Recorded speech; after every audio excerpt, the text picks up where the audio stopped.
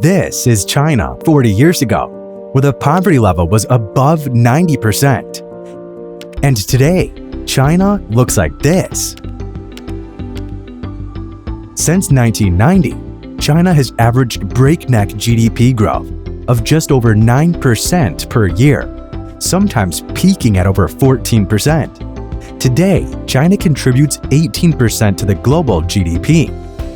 How did China manage to make such progress? Let's dive deep into China's history to understand the success story of China. So, in the early days, China was named Zhonghe, meaning Middle Kingdom or Central State. At that time, China was considered a powerful and economically rich country. During the Han Dynasty, 206 BCE through 220 CE, and the Tang Dynasty, 618 through 907, China experienced periods of economic prosperity and cultural flourishing. In the Han Dynasty, ancient China became the world's most advanced civilization. They made advances in farming, and advanced farming tools were invented. Also, the most important invention of this era was paper. The Tang Dynasty, considered one of the most famous periods in China's long history by many history experts, was an era of great success that left a lasting impact on the country's development. This remarkable period set a pattern for China's future dynasties, including the Song and Ming, extending its influence into early modern times. What made the Tang Dynasty particularly influential was its openness and welcoming attitude towards people and ideas from diverse cultures. This openness benefited not only China, but also profoundly impacted neighboring regions, particularly Korea and Japan. During the Tang period, China experienced a flourishing of culture, arts, and technology. It was a time of economic prosperity, social stability, and innovation. The Tang Dynasty's achievements served as a model for subsequent Chinese dynasties, shaping the trajectory of the country's history. One notable aspect of the Tang Dynasty's influence was its impact on neighboring cultures, especially in Korea and Japan. Both nations looked to the more advanced Tang Dynasty as a source of inspiration and learning. The exchange of ideas, technology, and cultural practices between China, Korea, and Japan during this period laid the groundwork for future interactions and collaborations. The Tang Dynasty's legacy also extended beyond its borders, contributing to the cultural and intellectual development of East Asia. The area's achievements in fields such as literature, poetry, art, and science became a source of admiration and emulsion for centuries to come. In the 1800s, things got rough for China. Science and technology were booming, and new weapons like guns and bombs came into play. Western countries, armed with these powerful weapons, started taking over other lands and expanding their territories. Unfortunately, China wasn't quite ready for this firepower revolution. Imagine you're playing a game, and suddenly, your opponents have these super cool high-tech gadgets you've never seen before. That's what happened to China.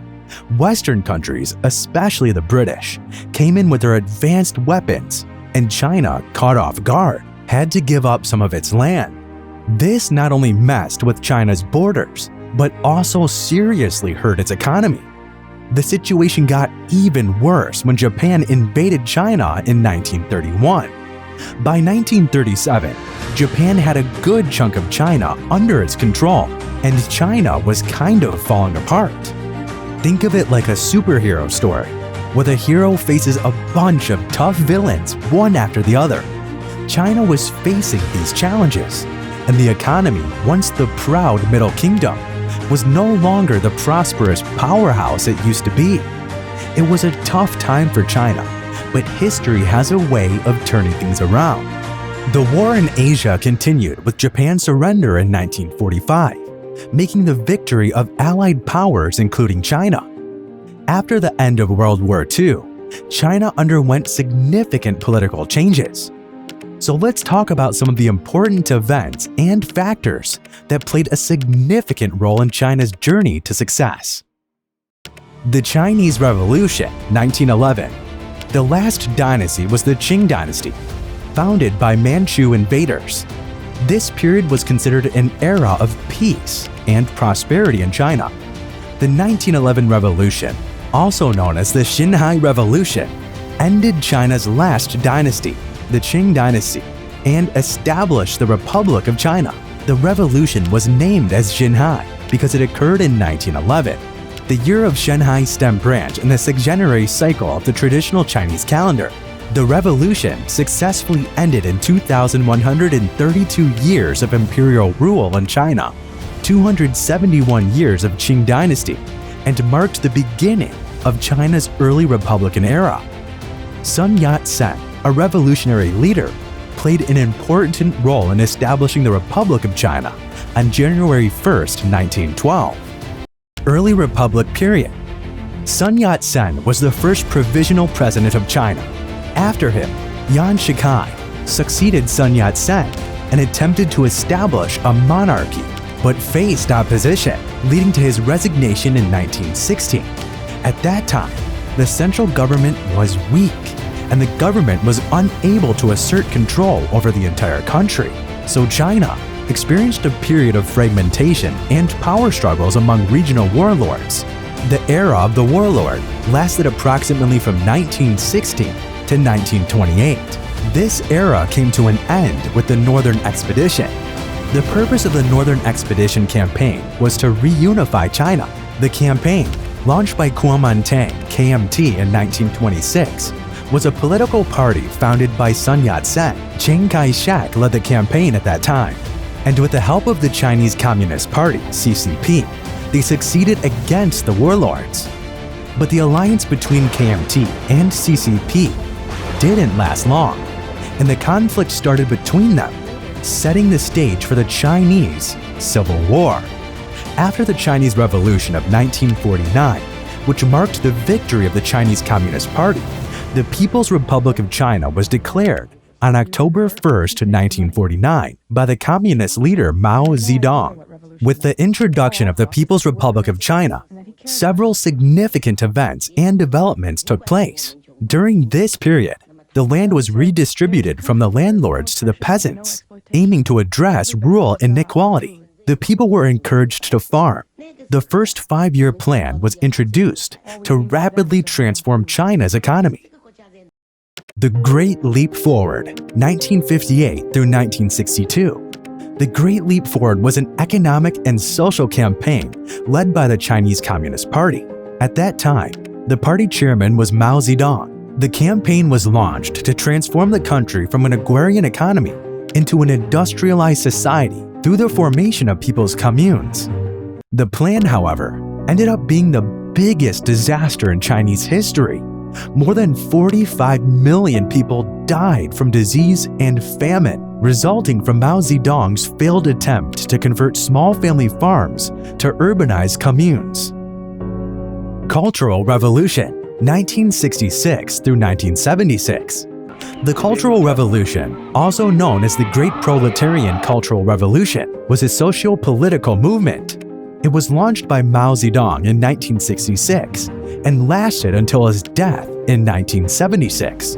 The main goal of the campaign was to preserve Chinese communism by purging remnants of capitalist and traditional elements from Chinese society. Although it was unable to fulfill its main goal, opinions on the Cultural Revolution vary, and some argue that certain aspects had positive effects.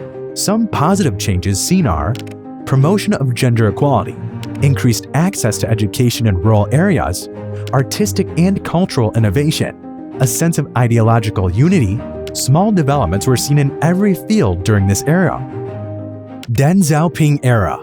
The era of Deng Xiaoping is considered the turning point of China's success. After the death of Chinese Communist Party chairman Mao Zedong in 1976, Deng Xiaoping gradually rose to supreme power and led China on a path to development. Deng's era is widely recognized as a period of transformative change in China, and he is also known as the architect of modern China. Deng Xiaoping was the person who raised his voice against Mao during Mao's time.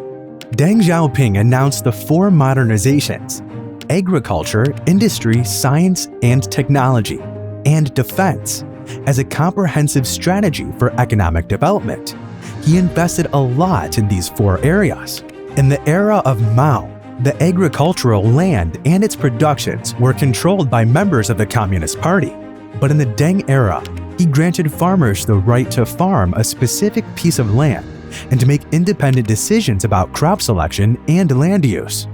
They could choose the type of crops to plant, the method to cultivate, and how to allocate their products. And also, farmers were allowed to sell surplus crops to the open market, which was not allowed in Mao's era. These changes in the agricultural system provided a financial boost and increased productivity. Similarly, laws were implemented in industrial areas. The responsibility of handling factories was handed over from party members to the workers and the manager of the factory. And with the introduction of the new system, the workers of the factories were working freely and could make decisions on their own about the products to be produced. Deng Xiaoping also implemented policies to create special economic zones, including Shenzhen, Zhuhai, and others. Shenzhen was the first special economic zone introduced. These zones were designed to attract foreign investment. Shenzhen was a small fishing village, and now Shenzhen is a major international metropolis. And in 1986, the National Natural Science Foundation of China was established. This was followed by the 863 program, or State High-Tech Development Plan, intended to simulate the development of advanced technologies. Deng invested a lot in science and research, like in the 973 program. Its aim was to fund and support basic research in key areas. Torch program. Its aim was to establish high-technology development zones across the country. In 1982, only 0.8% of Chinese aged 24 through 29 had attained post-secondary education, and this figure rose to 3.3% in 1990, and 6.7% in 2000, and 20.6% in 2010. This educational expansion is one of the main factors that helped China rise in the science and research field. And in the past 3 decades, China has become a major contributor to science and technology. China has experienced rapid, sustained economic growth since economic reform began in 1978. China hosted the Olympic Games in Beijing in 2008, which had a significant impact on China's growth in various aspects. Hosting the Olympics prompted China to invest heavily in infrastructure development, and the exposure from the Olympics attracted lots of tourists to China, boosting the tourism industry in China. From the past few decades, China has been able to succeed in many parts. Today, China is considered one of the most powerful countries in the world.